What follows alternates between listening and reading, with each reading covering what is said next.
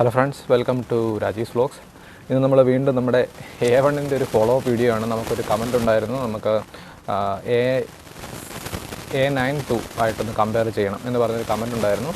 ഞാൻ വിചാരിച്ചൊരു റീസണബിൾ കമ്പാരിസനാണ്. അതായത് സോണിയുടെ ഇതുവരെ ഉണ്ടായിരുന്നതിൽ ഏറ്റവും ടോപ്പ് മോഡലായിരുന്നു A92 മിറർലെസ്സിൽ. അപ്പോൾ അതുമായിട്ടൊന്നൊരു കമ്പാരിസൺ, എന്താണ് പുതിയ ക്യാമറയിൽ വന്നിരിക്കുന്ന പുതിയ ഫീച്ചേഴ്സ് എന്ന് നമുക്ക് ജസ്റ്റ് ഒന്ന് നോക്കാം.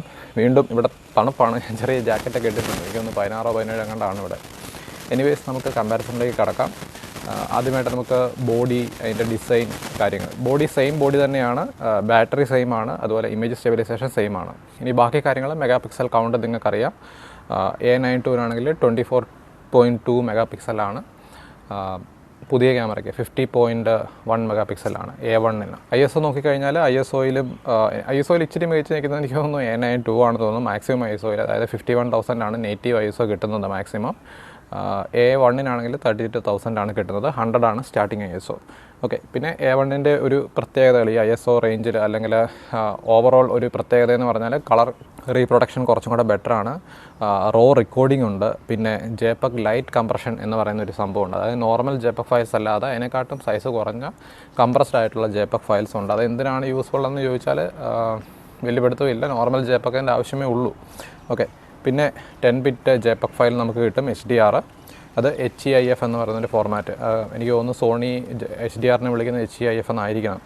പിന്നെ A92-ൽ നമുക്ക് ചെയ്യാൻ സാധിക്കാതിരുന്നൊരു കാര്യം, അതായത് സെൻസർ ഷിഫ്റ്റ് ടെക്നോളജിയും പിക്സൽ ഷിഫ്റ്റ് മൾട്ടി ഷൂട്ടിംഗ് മോഡും നമുക്ക് ഒരുമിച്ച് യൂസ് ചെയ്യാൻ പറ്റുമായിരുന്നില്ല. ഈ A1-ൽ നമുക്കിത് രണ്ടും ഒരുമിച്ച് യൂസ് ചെയ്തുകൊണ്ട് 16 ഫോട്ടോസും നമുക്ക് ഏകദേശം ഒരു ഇൻറ്റേർണൽ സ്റ്റിച്ചിങ്ങോടുകൂടി 155 തോന്നുന്നു 199 മെഗാ പിക്സൽ ഫയലുള്ള ഒരു സിംഗിൾ ഫയലായിട്ട് നമുക്ക് ചെയ്യാൻ സാധിക്കും. അത് പാനിങ് ചെയ്യുമ്പോഴാണ്, അതായത് നമ്മളൊരു പാൻ ചെയ്ത് ഫോട്ടോ എടുക്കുന്നത്. നമുക്ക് മൊബൈലിലൊക്കെ പാൻ ചെയ്ത് നമ്മൾ ചെയ്യാറുണ്ടല്ലോ, വൈഡ് ഇങ്ങനെ ചെയ്യുമ്പോഴത്തേക്കിനും ഒരു ലോങ് ഫോട്ടോ നമുക്ക് കിട്ടും. അതുപോലെ നമുക്ക് 16 ഇമേജുകൾ ഓട്ടോമാറ്റിക്കലി ക്യാമറയ്ക്കുള്ളിൽ തന്നെ പാൻ ചെയ്ത് നമുക്ക് ഒരു 155 MB വലിയൊരു ഫോട്ടോ നമുക്ക് എടുക്കാനായിട്ട് സാധിക്കും. അങ്ങനെ ഒരു കേപ്പബിലിറ്റി ഈ A1-നുണ്ട്.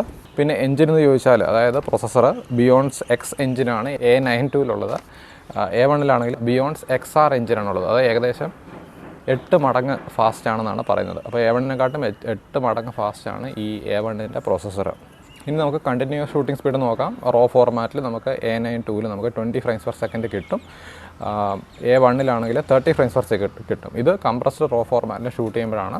നോർമൽ റോ ഫോർമാറ്റിലാണ് ഷൂട്ട് ചെയ്യുന്നതെങ്കിൽ സെയിം 20 frames per second തന്നെയായിരിക്കും നമുക്ക് കിട്ടുന്നത്.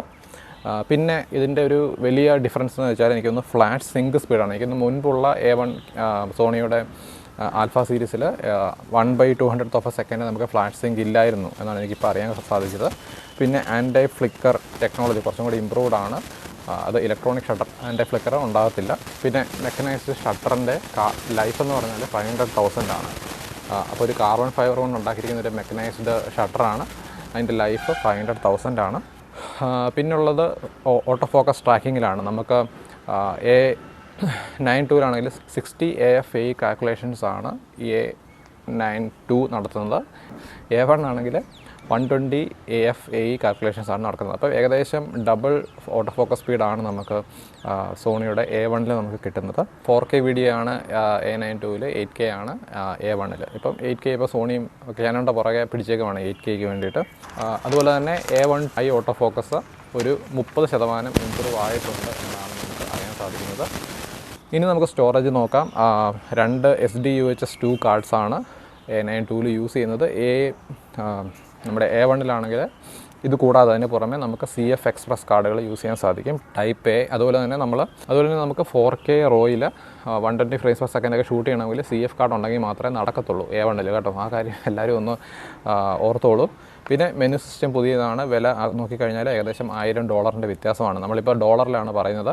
അതുപോലെ ഈ ഡോളറിലെ വില പിന്നീട് ഇന്ത്യൻ റുപ്പീസിലേക്ക് വരുമ്പോൾ കറക്റ്റ് ട്രാൻസാക്ഷനൊന്നും അല്ല വരുന്നത്, കുറച്ച് കൂടുതലായിരിക്കും ഇന്ത്യയിൽ വരുമ്പോൾ. A92-നാണെങ്കിൽ $4,500-5,000 വിലയാണ്. A1-ന് വരുന്നത് $6,500 $7,300 വിലയാണ് വരുന്നത്. ഏകദേശം 1000, 1500, 2000 രൂപയുടെ വ്യത്യാസം ഉള്ള 2 ക്യാമറകളാണ്.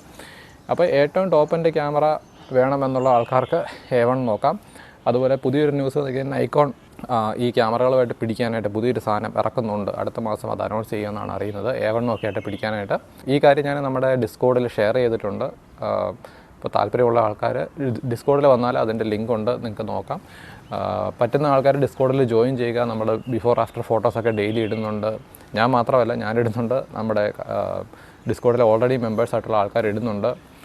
പിന്നെ tips, photography tips, light room, Photoshop tips എല്ലാം നമ്മൾ ഡിസ്കോഡിൽ ചെയ്യുന്നുണ്ട്. എല്ലാവരും വരിക. നമുക്കിപ്പോൾ ഏകദേശം 64-65 മെമ്പേഴ്സായി. അപ്പോൾ എല്ലാവരും വരിക. നമുക്കവിടെ ഡെയിലി നമ്മുടെ പ്രസൻസ് ഉണ്ട്, ഞാനുണ്ട്.